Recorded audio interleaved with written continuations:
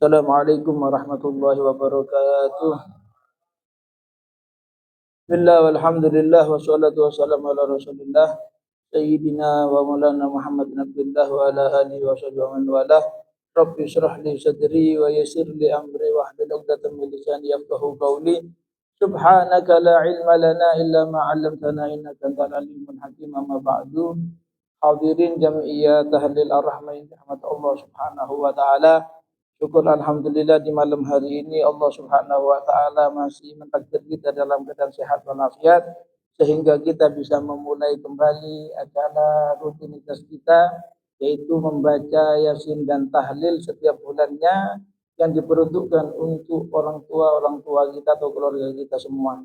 Semoga bacaan Yasin dan tahlil yang kita baca barusan sampai kepada ahli kubur kita, wabil khusus kepada keluarga daripada Bapak Beni. Amin amin ya rabbal alamin. Hadirin yang dirahmati Allah Subhanahu wa taala, karena malam hari ini masih bulan Syawal, maka kami ucapkan minal aidin wal faizin wal maqbulin insyaallah. Semoga amalan kita yang kita kerjakan di bulan Ramadan diterima oleh Allah Subhanahu wa taala, dan Ramadan kemarin bukan Ramadan yang terakhir bagi kita, tapi kita masih bisa mendapatkan Ramadan yang akan datang dalam keadaan lebih sempurna, lebih semangat di dalam beribadah kepada Allah Subhanahu wa taala.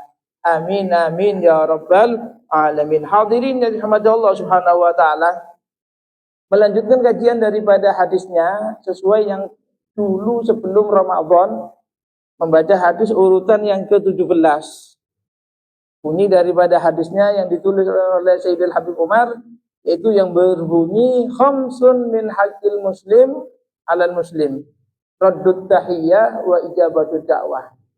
Ada 5 perkara yang wajib ditunaikan bagi umat Islam kepada umat Islam yang lain.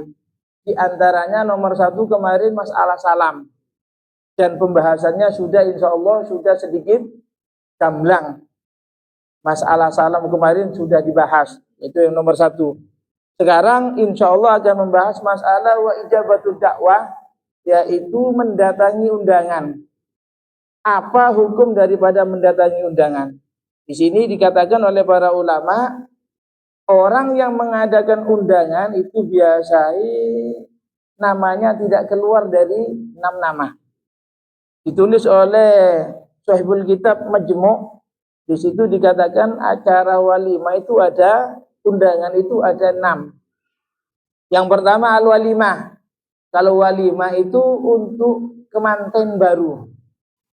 Di sini dikenal dengan walimatul urus. Paling semangat di ono walimatul urus. Apa mana sing dadi urus ditambah. Insyaallah sing mari ya sing kepengin dadi urus maneh. Itu kebiasaannya seperti itu. Kemudian yang kedua, di situ ada al-kharsu, yaitu walimah yang diperuntukkan ketika lahiran. Ada orang punya anak, setelah senang punya anak, kemudian mengeluarkan makanan, manggil saudara atau tetangganya, itu namanya al-kharsu. Ada lagi al-i'dar. Al-i'dar itu yang ketiga ini adalah lil khitan. Ketika punya anak laki-laki, kemudian disunat, biasanya ngundang daripada sanak famili dan tetangga. Itu nama walimahnya bukan walimatul khitan. Sebenarnya itu walimatul i'dar. Al-i'dar namanya al-i'dar. Cuman di sini wis kari kadung. Salah kaprah. Dan itu bahasa sudah menjadi apa? Terbiasa terdengar di telinga kita walimatul khitan. Kata oh, cuma jeneng itu. Kemudian yang keempat al-wakirah. Al-wakirah itu lil bina. Apa? Yaitu walimah yang diadakan karena menempati rumah. Kalau dulu itu rumah itu tidak langsung beli jadi seperti di sini perumahan, enggak. Bangun dulu. Setelah bangun jadi baru untuk pertama kali mau menempati itu tetangga familinya dipanggil, dikasih makanan, atau kalau bahasa sekarang diundang walimah untuk selamatan rumah baru. Itu lil bina, karena sudah bangunan rumahnya sudah selesai. Saiki gak usah bangun ya apa, saat langsung tuku langsung manggoni ya apa terus ya gak apa-apa diselamati pisan. Apa salahnya?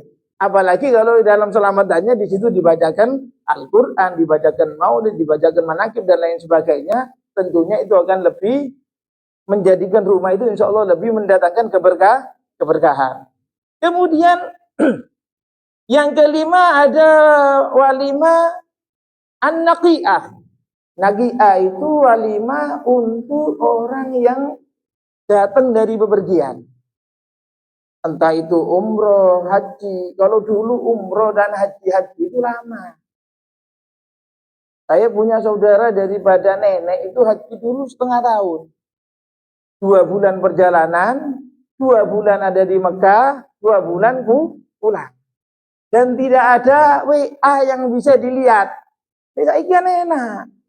Oh, wis tutup berarti. Tutup nangking Abdul Aziz. Oh, tutup di Arafah, oh, tutup di Mina, oh, tutup. Terus keluarga di rumah bisa tahu semua. Oh, foto ambil untuk geledek ya telurku dari gono dan lain sebagainya. Tahu, ada gambarnya masuk kepada keluarga di situ. Enak, tenang keluarganya. Kalau zaman dulu, setengah tahun gono kabar. Sehingga apakah manusianya itu hidup atau enggak tahu. 2 bulan nih perjalanan ada di laut. Ini meninggal diunjalno nang laut tidak mungkin akan dibiarkan ada di kapal selama 2 bulan. Meninggal diunjalno dan keluarganya tidak tahu. Oleh karena itu tak jarang orang-orang dulu ketika sudah melakukan perjalanan jauh ngirim atau nulis wasiat kepada keluarganya, lebih-lebih kepada istrinya. Saya wasiatkan jika 1 tahun dari sekarang saya tidak kembali, berarti sampean tak bisa tak talak. Kenapa? Khawatirnya ternyata kapalnya tutup nang negara liya, gak iso mule rabi maning ambek tek gono. Kan loro. Kabar tidak ada, itu lebih bagus daripada tidak ada wasiatnya. Nek ono wasiati, budal setengah tahun gak teko, terus apa kabarnya tidak tahu. Sing lanang enak, Pak. Tutuk nang negara liya iso rabi maneh. Nek sing wedok, kalau tidak ada kata cerai, tidak ada tertulis hitam di atas putih, rodok soro. Khawatir si anak. Karena masih berstatus istri orang. Oleh karena itu kalau orang yang ngerti diwasiati. 1 tahun dari surat ini aku tulis, tidak balik berarti sampean tak talak. Aman. Kok setahun setengah gak tegoh enak rabi mana ini. Terserah boleh sudah. Istrinya sudah boleh menikah lagi. Yang lanang mungkin sudah punya anak. Karena yang laki-laki lebih cepat. Ketika perahunya, kapalnya dibawa angin sampai ke negara lain, bisa-bisa langsung. Gak suwe-suwe. Nang Mekah gak tutup. Kena angin di situ akhirnya tutup nang negara liya ya sudah. Melakukan daripada keluarga baru, artinya berkeluarga baru nanti di sana. Yang keenam ada walimah makdubah, ada yang baca makdubah, ada yang baca makdabah. Itu adalah walimah tanpa sebab. Artinya apa? Mulai duwe akeh, tonggone kanan kiri langsung diundang untuk makan. Perlu diketahui, dulu itu walimah itu gak usah mojo maulid, gak usah mojo tiba atau yang lainnya, enggak. Tetangganya dipanggil, sanak familinya dipanggil, langsung dikasih makan. Itu namanya walimah. Kalau dia karena punya rumah berarti namanya tadi wakiro dan lain sebagainya. Itu. Oleh karena itu, walimah tersebut di sini cuma ada 6. Cuman yang lagi banyak sekarang biasanya ditambahi walimatul akikoh. Sebenarnya akikoh itu kalau kata para ulama gak usah diundang. Tonggone gak usah diundang, tapi langsung diinderi. Dari tonggone enak ngono, gak suwe-suwe ya, langsung nerima matangnya langsung dikirimi.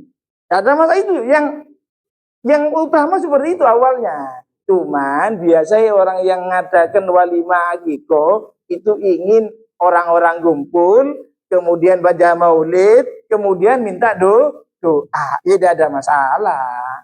Oleh karena itu tidak ditulis. Di kitab majmu' tidak ditulis walimatul akikoh, tidak ada. Di kitab yang baru ditulis walimatul akikoh itu ada. Kenapa? Karena yang seperti itu tadi. Karena pada asalnya walimatul akikoh tersebut itu adalah diantarkan dagingnya, makanannya dalam keadaan sudah matang. Cuman karena kita sudah mengikuti daripada kebiasaan yang berlaku di masyarakat, ya gak ada masalah. Hadirin hadirat yang dirahmati Allah Subhanahu wa taala. Dalam walimah tersebut apa hukum kita mendatanginya? Kata para ulama, selain walimatul urus itu hukumnya sunnah.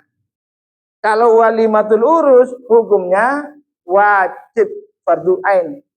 Itu untuk dihadiri. Walimah yang dikarenakan sebab pernikahan itu adalah hukumnya wajib. Kenapa? Karena ada hadis Nabi Muhammad SAW yang dibawa oleh Sayyidina Anas di situ ketika Abdurrahman bin Auf menikah, Nabi Muhammad SAW berkata, "Aulim walau bisyatin."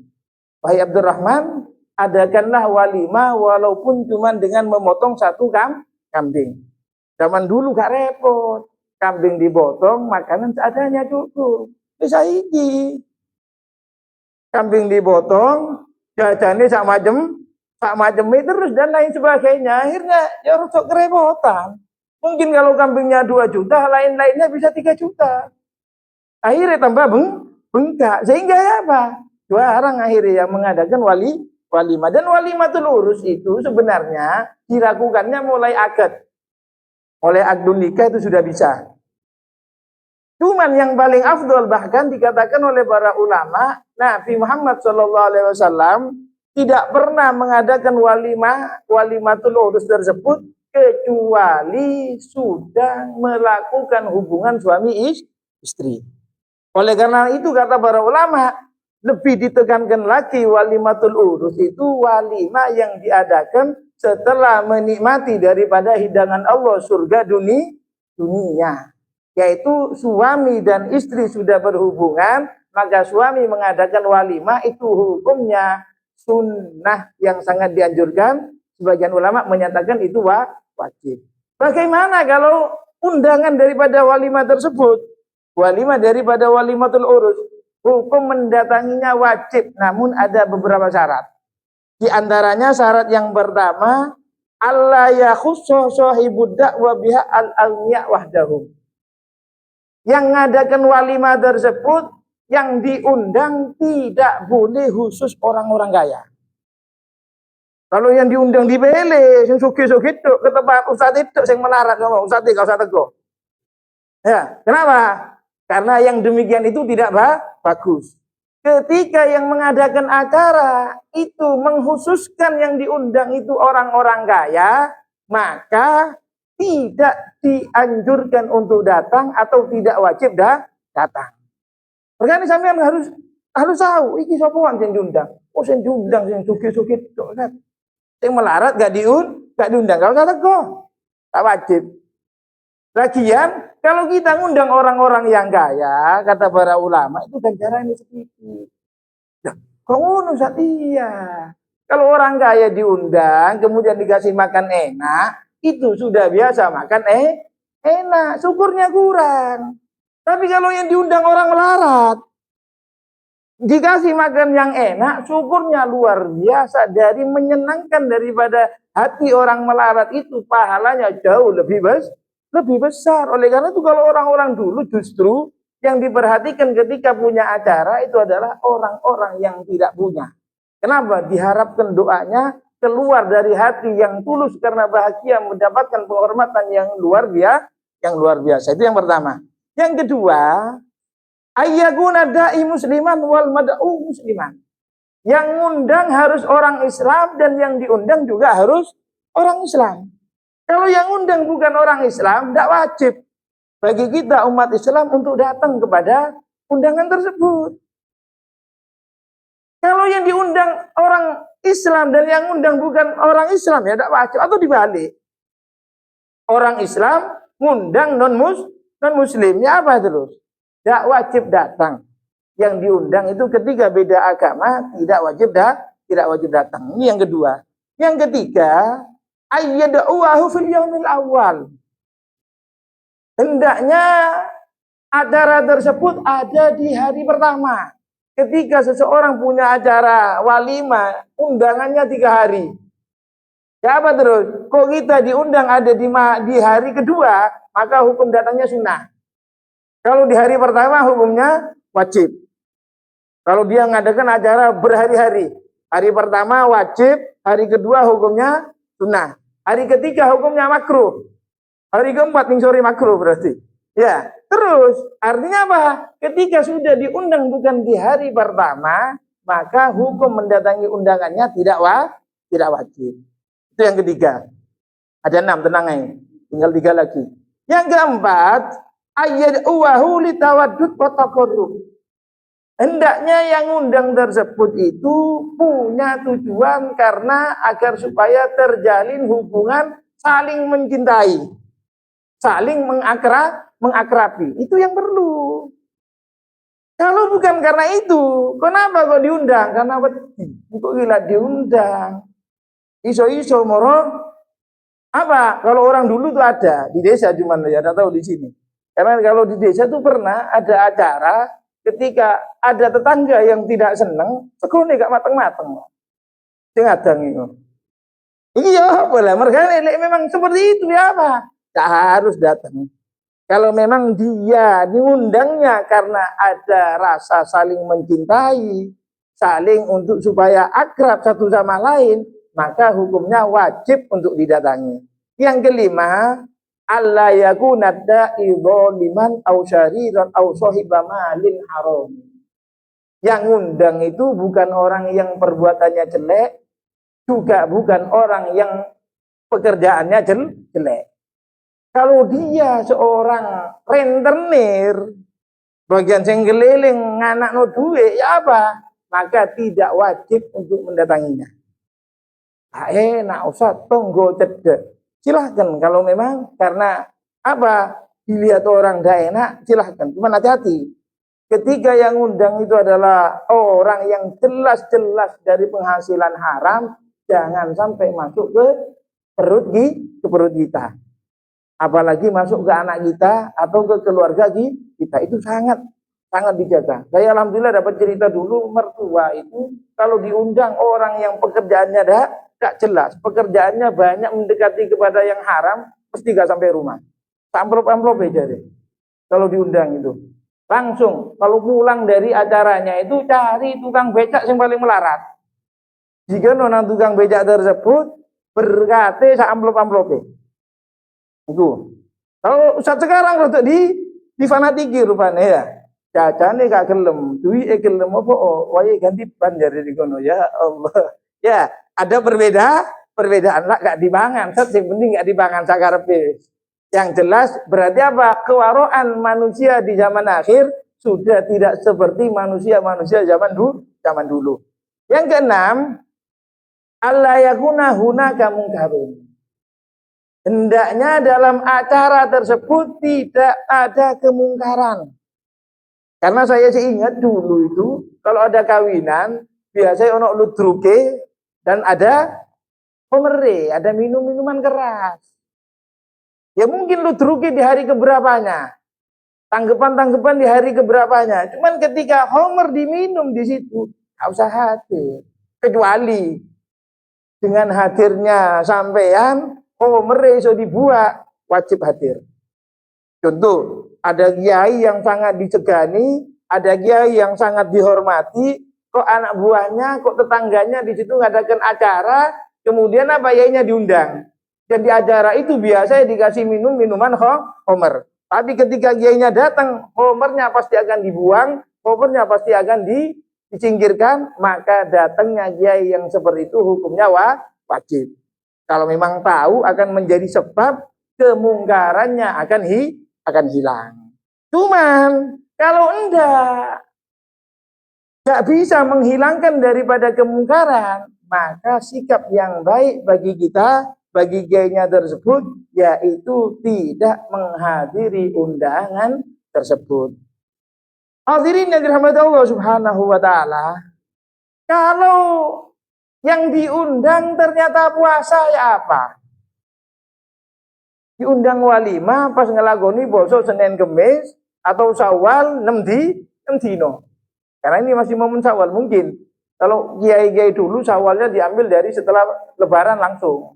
Cuma lek kiai-kiai terakhiran iki yo Syawale ngapik sing terakhir apa lek ngapik sing awal sing akeh jajan. Kadang dijak ngelencer merono nganan ngiri, kak mangan yo apa yo kepingin yo gak enak perasaan nang tanggane. Ya apa terus kalau seperti itu diambil Syawalnya yang terakhir ya gak ada masalah. Timbang gak boso blas.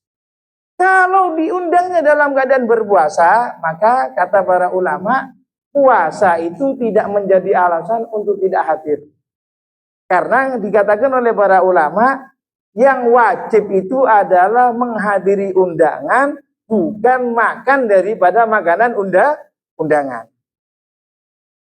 Pernah terjadi kepada Abdullah bin Umar, sahabat Abdullah bin Umar, itu ketika diundang beliau dalam keadaan puasa. Tetap tekun. Diundang tangganya, diundang familinya, diundang sahabatnya, Abdullah bin Umar dalam keadaan puasa datang. Kenapa? Karena puasa bukan menjadi penyebab untuk tidak datang kepada sebuah acara walimah. Nah, terus ya apa? Ada di sana, ya tidak usah makan kalau sampean puasa. Kecuali puasanya itu puasa sunnah dan yang ngundang itu merasa berat hati kalau orang yang diundang ini tidak makan. Contoh, seperti dulu saya dapat cerita Syed Muhammad bin Ali bin Abbas Al-Maliki ketika datang ke Indonesia, itu kalau beliau puasa, ya mesti gelo toh. Kiainya, orangnya yang didatangi di rumahnya, ya mesti gelo. Ustaz siap no panganane, buahnya yang enak-enak semuanya sudah siap semua. Ternyata kalau beliaunya puasa akan menjadikan sohibul bait atau yang punya acara, yang punya rumah akan jadi kurang enak hatinya. Sehingga yang terbaik bagi orang yang seperti itu, seperti beliau, tidak puasa. Mungkin kiai, ustadz yang memang ditunggu daripada doanya atau yang lainnya. Kalau memang sohibul bait itu jadinya tidak enak kalau ustadznya tidak makan, maka bagi ustadznya lebih baik tidak berpuasa apabila puasanya tersebut puasa sunnah. Artinya lebih baik dibatalkan. Pahalanya jauh lebih besar membatalkan puasanya daripada melanjutkan puasa sunnah. Kecuali ustadznya gak dinteni. Takkoyo alhamdulillah, gak takkoyo alhamdulillah, jajanku gak kalong. Ya sudah. Kalau seperti itu lebih baik puasa. Oleh karena itu harus jadi orang tuh kata guruku dulu diingat no. Jangan jadi orang itu terlalu pede, percaya diri. Tapi jadilah manusia yang tahu diri. Jangan terlalu jadi orang yang percaya diri, tapi jadilah manusia yang tahu diri. Jangan disamakan dengan orang-orang dahulu. Kalau memang sampean tidak diharapkan untuk makan, ya lebih baik puasa. Kalau diharapkan untuk makan dalam acara tersebut, ya berarti lebih baik tidak puasa. Artinya puasa sunnahnya ditinggalkan, dibatalkan demi untuk menyenangkan daripada hati sohibul bait. Wallahu a'lam bishawab. Insyaallah pembahasan yang akan datang dilanjut dengan hal-hal yang selanjutnya, yaitu mengenai menjenguk orang sakit atau yang lainnya. Insyaallah ada di pertemuan yang akan datang. Mungkin ada pertanyaan, monggo.